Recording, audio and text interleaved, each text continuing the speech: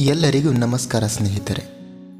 ಇಂದು ನಾನು ಒಂದು ಚಿಕ್ಕ ಸೇವೆ ಮಾಡುವ ಆಸೆಯಿಂದ ಬಂದಿದ್ದೇನೆ. ಮಾನವನ ಜೀವನದಲ್ಲಿ ಸಾರ್ಥಕವಾಗಿ ಬದುಕಲು ಹಾಗೂ ದೇವರ ಸಮೀಪವಾಗಲು ಬೇಕಾದ ಜ್ಞಾನವನ್ನು ನಾವು ತಿಳಿದುಕೊಳ್ಳುವುದು ಬಹಳ ಮುಖ್ಯ. ಅದಕ್ಕಾಗಿ ಭಗವದ್ಗೀತೆಯ ಪ್ರತಿಯೊಂದು ಶ್ಲೋಕವನ್ನು ನಿಧಾನವಾಗಿ ತಿಳಿದುಕೊಂಡು ಜೀವನದಲ್ಲಿ ಅಳವಡಿಸಿಕೊಳ್ಳೋಣ. ದಯವಿಟ್ಟು ಈ ಚಾನಲನ್ನು ಸಬ್ಸ್ಕ್ರೈಬ್ ಮಾಡಿ ಮತ್ತು ಬೆಂಬಲ ನೀಡಿ. ಇಂದು ನಾವು ಮಹಾಭಾರತದ ಕಥೆಯನ್ನು ಸಂಕ್ಷಿಪ್ತವಾಗಿ ತಿಳಿದುಕೊಳ್ಳೋಣ. ಮಹಾಭಾರತದಲ್ಲಿ ಮೊದಲಿಗೆ ಬರುವ ಪಾತ್ರವೇ ಶಾಂತನು ಹಾಗೂ ಗಂಗಾದೇವಿ. ಶಾಂತನು ಹಾಗೂ ಗಂಗಾದೇವಿ ಹಸ್ತಿನಾಪುರದ ರಾಜ ರಾಣಿಯರಾಗಿರ್ತಾರೆ. ಅವರಿಬ್ಬರಿಗೂ ಹುಟ್ಟಿರುವ ಮಗನೇ ಭೀಷ್ಮ ಪಿತಾಮಹ. ಭೀಷ್ಮ ಪಿತಾಮಹರು ಅತ್ಯಂತ ಶಕ್ತಿಶಾಲಿ ಮತ್ತು ಧರ್ಮನಿಷ್ಠರಾಗಿರುತ್ತಾರೆ. ಇವರು ಹುಟ್ಟಿದ ಮೇಲೆ ಗಂಗಾದೇವಿಯು ಹಸ್ತಿನಾಪುರವನ್ನು ತ್ಯಜಿಸಿ ಲೋಕ ಕಲ್ಯಾಣದ ದಾರಿಯನ್ನು ಹಿಡಿತಾರೆ. ಆಗ ಶಾಂತನು ಸತ್ಯವತಿ ಎಂಬ ಕನ್ಯೆಯನ್ನು ಪ್ರೀತಿಸಿ ಮದುವೆಯಾಗ್ತಾರೆ. ಅಲ್ಲಿ ಸತ್ಯವತಿಯ ತಂದೆ ಒಂದು ಷರತ್ತನ್ನು ಇಡ್ತಾರೆ. ನನ್ನ ಮಗಳನ್ನು ನಿನಗೆ ಮದುವೆ ಮಾಡಿಕೊಡಬೇಕಂತ ಅಂದರೆ ನನ್ನ ಮಗಳ ಮಗನೇ ರಾಜನಾಗಬೇಕು ಎಂದು ಷರತ್ತನ್ನು ಇಡ್ತಾರೆ. ಇಲ್ಲಿ ತಂದೆಯ ಸಂತೋಷಕ್ಕಾಗಿ ಭೀಷ್ಮನು ತನ್ನ ಜೀವನದಲ್ಲಿ ಮದುವೆಯಾಗುವುದಿಲ್ಲ, ಸಿಂಹಾಸನವನ್ನು ಏರುವುದಿಲ್ಲ ಎಂದು ಪ್ರತಿಜ್ಞೆ ಮಾಡ್ತಾರೆ. ಈ ಪ್ರತಿಜ್ಞೆಗೆ ಭೂಮಿ ಮತ್ತು ಆಕಾಶ ನಡುಗುತ್ತವೆ. ಆಗ ಶಾಂತನು ಭೀಷ್ಮ ಪಿತಾಮಹರಿಗೆ ಇಚ್ಛಾಮರಣದ ವರವನ್ನು ಕೊಟ್ಟು ಈ ಪ್ರತಿಜ್ಞೆಗೆ ಭೀಷ್ಮ ಪ್ರತಿಜ್ಞೆ ಎಂದು ಕರೆದರು. ಸತ್ಯವತಿ ಮತ್ತು ಶಾಂತನುವಿಗೆ ಇಬ್ಬರು ಮಕ್ಕಳ ಜನನಾಗುವುದು, ಚಿತ್ರಾಂಗ ಮತ್ತು ವಿಚಿತ್ರವೀರ್ಯ. ಆದರೆ ಇಬ್ಬರೂ ಯೌವನದಲ್ಲಿ ಮರಣ ಹೊಂದುತ್ತಾರೆ.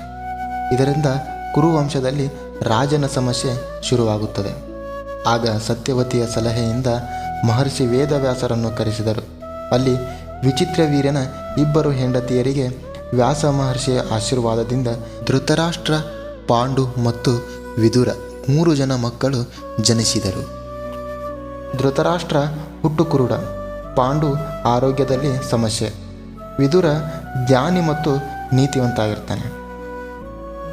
ಧೃತರಾಷ್ಟ್ರನಿಗೆ ರಾಜ್ಯ ಆಳುವ ಆಸೆ, ಆದರೆ ಅಂಧನಾಗಿದ್ದರಿಂದ ಪಾಂಡು ರಾಜನಾಗ್ತಾನೆ.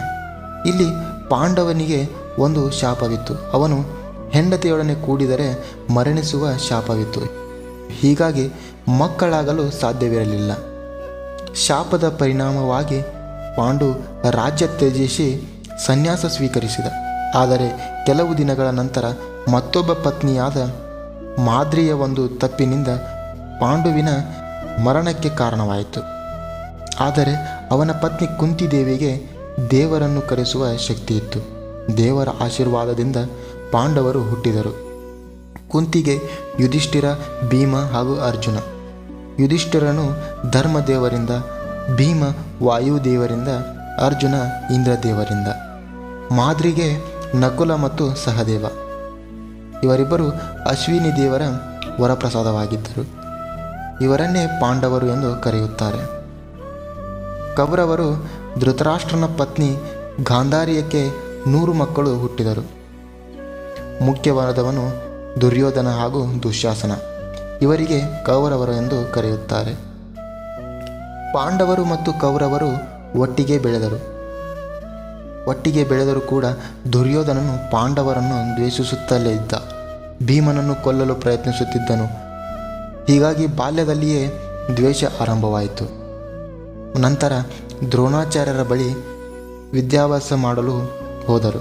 ಅಲ್ಲಿ ಅರ್ಜುನನು ಅತ್ಯುತ್ತಮ ಧನುರ್ಧಾರಿ, ಭೀಮನು ಗದಾಯುದ್ಧದಲ್ಲಿ ಶಕ್ತಿಶಾಲಿ, ದುರ್ಯೋಧನನು ಕೂಡ ಗದಾಯುದ್ಧದಲ್ಲಿಯೇ ಬಲಶಾಲಿಯಾಗಿದ್ದನು.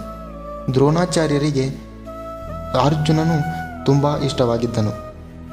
ಅರ್ಜುನನ ಶ್ರೇಷ್ಠತೆ ಒಂದು ದಿನ ಪರೀಕ್ಷೆಯಲ್ಲಿ ಮರದ ಮೇಲಿರುವ ಪಕ್ಷಿಯ ಕಣ್ಣು ಗುರಿ ಇಟ್ಟರು. ಎಲ್ಲರೂ ತಪ್ಪಿದರು.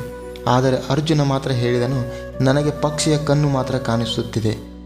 ಅವನು ಗುರಿ ಹೊಡೆದು ಗೆದ್ದನು. ಅರ್ಜುನನಿಗೆ ಸ್ಪರ್ಧಿಯಾಗಿ ಕರ್ಣ ಬಂದನು. ಅವನು ಕೂಡ ದೊಡ್ಡ ಯೋಧ, ಆದರೆ ಅವನನ್ನು ಜನ್ಮ ಕಾರಣದಿಂದ ಕಡೆಗಣಿಸಿದರು. ಕರ್ಣನು ಕೂಡ ಕುಂತಿಯ ಹಿರಿಯ ಮಗನಾಗಿರುತ್ತಾನೆ. ಕುಂತಿ ದುರ್ವಾಸ ಮುನಿಗಳು ಕೊಟ್ಟ ಮಂತ್ರ ಹೇಗೆ ಕೆಲಸ ಮಾಡುತ್ತದೆ ಎಂದು ತಿಳಿಯಲು ಹೋಗಿ ಮಂತ್ರ ಪಠನ ಮಾಡಿದಾಗ ಸೂರ್ಯದೇವನ ಪ್ರಸಾದವಾಗಿ ಮದುವೆಗೂ ಮೊದಲು ಕರ್ಣ ಜನಿಸಿರುತ್ತಾನೆ. ಆದರೆ ಅದು ಯಾರಿಗೂ ತಿಳಿದಿರುವುದಿಲ್ಲ. ಅದಕ್ಕಾಗಿ ಕರ್ಣನನ್ನು ಎಲ್ಲರೂ ಸೂತಪುತ್ರ ಎಂದು ವಿದ್ಯೆ ಹೇಳಿಕೊಡಲು ನಿರಾಕರಿಸಿದರು.